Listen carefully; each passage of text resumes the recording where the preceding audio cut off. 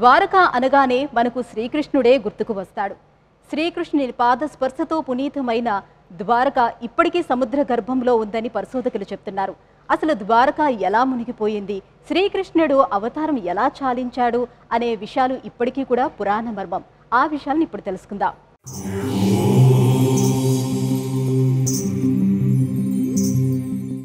మహాభారతంలో మౌసల పర్వ ప్రారంభంలో ఓ సన్నివేశం కనపడుతుంది. ద్వారకా నగరంలో ఉన్న శ్రీకృష్ణుడిని దర్శించాలని కొందరు మహర్షులు వచ్చారు. ఆ వచ్చిన మహర్షుల్ని యాదవ బాలురు ఆట పట్టించాలి అనుకున్నారు.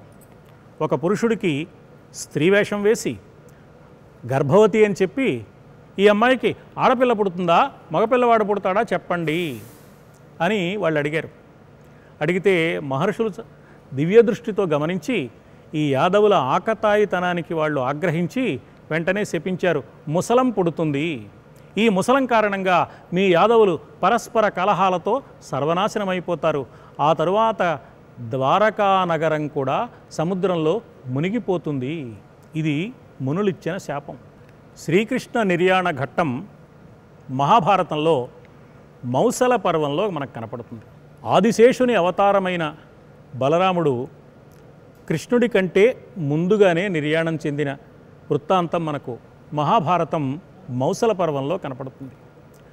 వసుదేవుడికి ఈ విషయం తెలియలేదు.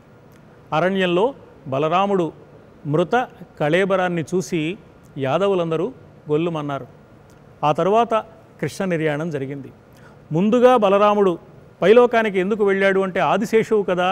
కృష్ణుడు వైకుంఠవాసుడుగా శ్రీ మహావిష్ణువుగా వైకుంఠానికి వెళ్ళేసరికి అక్కడ ఆదిశేషువు పాన్పుగా సిద్ధంగా ఉండాలి. కాబట్టి ఆదిశేషువు స్వరూపుడైన బలరాముడు భూలోకం నుంచి ముందుగానే పైలోకాలకు ప్రయాణం చేశాడని, ఆ తరువాత కృష్ణ పరమాత్మ ప్రయాణం కట్టాడని మౌసల పర్వంలోని ఈ కథావృత్తాంతం వల్ల మనకు తెలుస్తోంది. ఈ వృత్తాంతం కథ జాగ్రత్తగా మనం పరిశీలిస్తే కృష్ణుడు తన అవతార పరిసమాప్తికి కావలసిన ప్రణాళికను ముందుగానే సిద్ధం చేసుకున్నాడు అనిపిస్తుంది. లోకంలో సాధారణంగా ఎవరైనా ఎక్కడికైనా వెళితే వచ్చిన పని కాగానే తిరిగి వెళతారు. ధర్మ సంస్థాపన కోసం, ధర్మ రక్షణ కోసం భూమి మీద కృష్ణ రూపంలో అవతరించి దివ్యమైన లీలా విశేషాలు అనుగ్రహించిన స్వామి మళ్ళీ తాను వచ్చిన పని పూర్తయిపోయిన తర్వాత వైకుంఠవాసుడుగా శ్రీ మహావిష్ణువుగా తన లోకాలకు తిరిగి వెళ్ళిపోవడానికి కావలసిన ప్రణాళిక సిద్ధం చేసుకున్నాడు అని మౌసల పర్వంలోని కథావృత్తాంతం మనకు తెలియచేస్తుంది. కావలసిన ఏర్పాట్లన్నీ చేశాడు. అర్జునుడు ద్వారకా నగరానికి రావలసిన విశేషాన్ని కబురు పెట్టి చెప్పాడు కృష్ణుడు. ఆశ్చర్యకరమైన అంశం ఏమిటంటే బలరాముడు వెళ్ళిపోయాడు. కృష్ణుడు నిర్యాణం చెందిన సంగతి ఎవరికీ తెలియదు. కొద్ది రోజుల వరకు అరణ్యంలో కృష్ణుడు అలా పడుకుని ఉన్నాడు నేల మీద.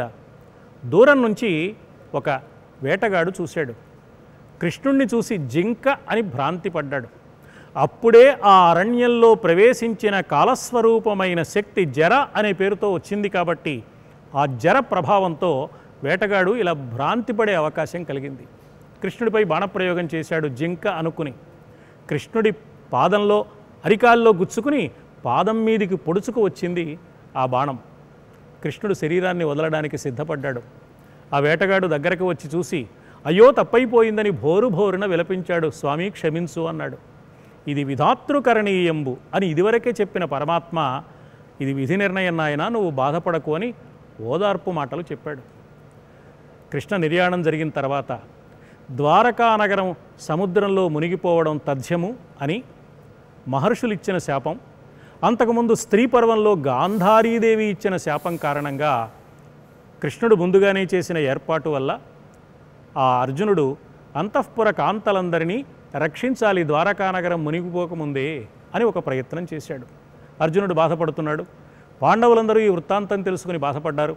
అర్జునుడు కురుక్షేత్ర మహాసంగ్రామంలో వీరాధివీరులను జయించిన అర్జునుడు తన అస్త్రశస్త్రాలు ఎందుకు కొరగాకుండా పోయాయి, వేటగాళ్లను ఎదిరించలేకపోయానే, ఆటవికులను ఎదిరించలేకపోయానే, అంతఃపుర కాంతలకు రక్షణ కల్పించలేకపోయానే అని బాధపడ్డాడు. తన లోపల చిచ్చక్తి రూపంలో ఉన్న పరమాత్మ దివ్య అనుగ్రహమే ఆనాటి అఖండ విజయాలకు కారణమని, ఆ శక్తి కనుమరుగు కావడమే ఈనాటి అపజయానికి కారణమని గుర్తించాడు. ఆ తర్వాత వ్యాసుల వారు వచ్చారు. నారద మహర్షి వచ్చాడు. పాండవులు భోరుభోరున విలపిస్తుంటే పాండవులకు వారు ధైర్యం చెప్పి కర్తవ్యాన్ని చెప్పారు. నాయనా, జీవితంలో జరిగే సన్నివేశాలు ఏమైనా చూస్తున్నప్పుడు అయితే సంతోషమో లేక దుఃఖమో కలుగుతుంది. కృష్ణుడు ఇలా వెళ్ళిపోవడం మీకు దుఃఖాన్ని కలిగించే విషయమే. కానీ సన్నివేశాన్ని కాక సన్నివేశం చాటున దాగిన సత్యాన్ని, సందేశాన్ని గమనిస్తే కర్తవ్యం బోధపడుతుందయ్యా. దుఃఖం బదులు కర్తవ్యం మీకు తెలుస్తుంది అని ప్రబోధించారు వ్యాస నారదులు. ఈ సందర్భంలో నారదులు చెప్పిన ఒక అద్భుతమైన మాటను భాగవత పురాణంలో, ఆంధ్ర భాగవతంలో పోతనామాత్యుల వారు చాలా అందంగా చక్కని వచనంలో వివరించారు. ఏమన్నాడు నారద మహర్షి? కాలిలో ఒక ముళ్ళు గుచ్చుకుంటే ఆ ముళ్ళు తీయడానికి మరొక ముళ్ళు ఉపయోగిస్తాం. శరీరాలను ధరించి లోకాలకు కష్టాన్ని కలిగిస్తున్న వారిని తొలగించడానికి శరీరంతో అవసరం లేని పరమాత్మ శరీరాన్ని ధరించి కృష్ణుడిగా వచ్చాడు. ఆ పని పూర్తయిపోయింది. వాళ్ళ శరీరాలు తొలగించాడు. తన శరీరాన్ని కూడా తానే తొలగించుకుని పైలోకాలకు చేరిపోయాడు.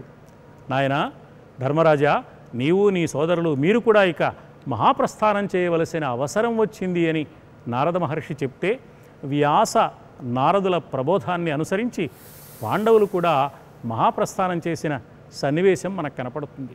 సముద్ర అంతర్గత భాగంగా ద్వారక వెళ్ళిపోయింది. ఇది పరమాత్మ నిర్ణయంలో భాగం తప్ప వేరొక్కటి కాదు అని అటు మౌసల పర్వము, ఇటు భాగవతంలోని ప్రథమ స్కంధంలో కృష్ణ నిర్యాణ ఘట్టము కూడా మనకు తెలియచేస్తున్నాయి. మృత్యుంజయాయ సాంభాయ సృష్టి స్థిత్యాంతకారిణే త్రయంబకాయ శాంతాయ త్రిలోకేశాయ మంగళం అంటూ ఆ పరమేశ్వరునికి నక్షత్రహారతిని సమర్పిస్తారు మన వైదిక నిర్వాహకులు. మనం కూడా భక్తితో ఆ నక్షత్రహారతిని కళ్ళకద్దుకొని పరమేశ్వరుని కృపకు పాత్రలమవుదాం. ఓం వేదాహమేతం పురుషం మహాంతం ఆదిత్యవర్ణం తమసస్తు పారే సర్వాణి రూపాణి విచిత్య ధీరాః నామాని కృత్వాభివదను యదాస్తే మంగళం కౌసలేంద్రాయ మహనీయ గుణాత్మనే చక్రవర్తి తనూజాయ సార్వభౌమాయ మంగళం.